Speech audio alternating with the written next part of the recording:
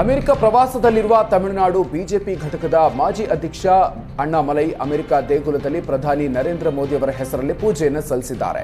ಪಹಲ್ಗಾಮ್ ದಾಳಿಯ ನಂತರ ದೇಶದ ಸೈನ್ಯಕ್ಕೆ ಶಕ್ತಿ ತುಂಬಲು ಪ್ರಾರ್ಥನೆ ಮಾಡಿದ್ದಾರೆ.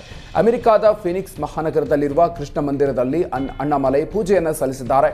ಅಮೆರಿಕದ ವಿಶ್ವವಿದ್ಯಾಲಯಗಳಲ್ಲಿ ಉಪನ್ಯಾಸ ನೀಡಲು ತೆರಳಿದ್ದ ಅಣ್ಣಾಮಲೈ ಈ ವೇಳೆ ಕಾರ್ಯಕ್ರಮ ಸಂಯೋಜಕರ ಬಳಿ ಮಾಹಿತಿಯನ್ನು ಪಡೆದು ಕೃಷ್ಣ ಮಂದಿರಕ್ಕೆ ಭೇಟಿ ನೀಡಿದ್ದಾರೆ.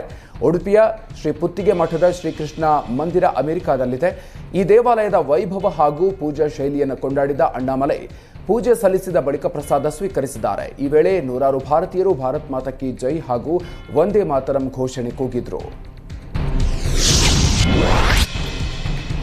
ಕುಡಿಯೋ ನೀರು ಜೊತೆ ನಲ್ಲಿಯಲ್ಲಿ ಚರಂಡಿ ನೀರು ಮಿಕ್ಸ್ ಆಗಿ ಅವಾಂತರ ಸೃಷ್ಟಿಯಾಗಿದೆ. ಸುಧಾಮನಗರದ ಜನರು ಕುಡಿಯುವ ನೀರಿಲ್ಲದೆ ಪರದಾಡ್ತಾ ಇದ್ದಾರೆ.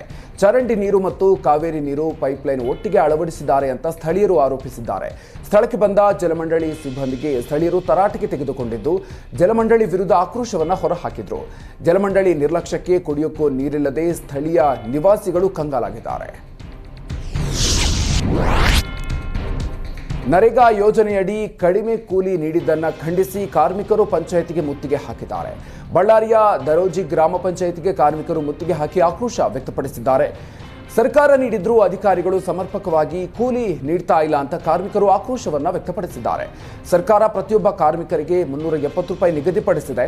ಆದರೆ ಸಮರ್ಪಕವಾಗಿ ಕೆಲಸ ಮಾಡಿದ್ರು ಕಡಿಮೆ ಕೂಲಿಯನ್ನು ಕೊಡ್ತಾ ಇದ್ದಾರೆ.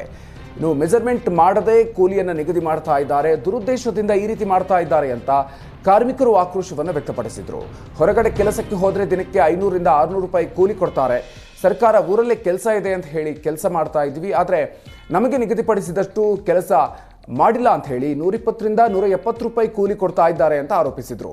ಯಾವ ಪುರುಷಾರ್ಥಕ್ಕೆ ಇಲ್ಲಿ ಕೆಲಸವನ್ನು ಮಾಡಬೇಕು ಅಂತ ಪಂಚಾಯಿತಿ ಕಾರ್ಯದರ್ಶಿಯನ್ನ ತರಾಟೆಗೆ ತೆಗೆದುಕೊಂಡ್ರು.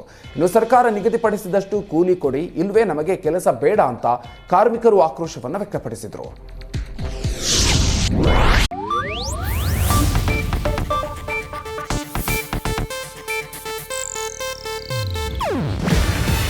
ಇದು ಏಷ್ಯಾನೆಟ್ ನ್ಯೂಸ್ ನೆಟ್ವರ್ಕ್ ಪ್ರಸ್ತುತಿ. ನೀವು ನೋಡ್ತಿದ್ದೀರಾ ಏಷ್ಯಾನೆಟ್ ಸುವರ್ಣ ನ್ಯೂಸ್.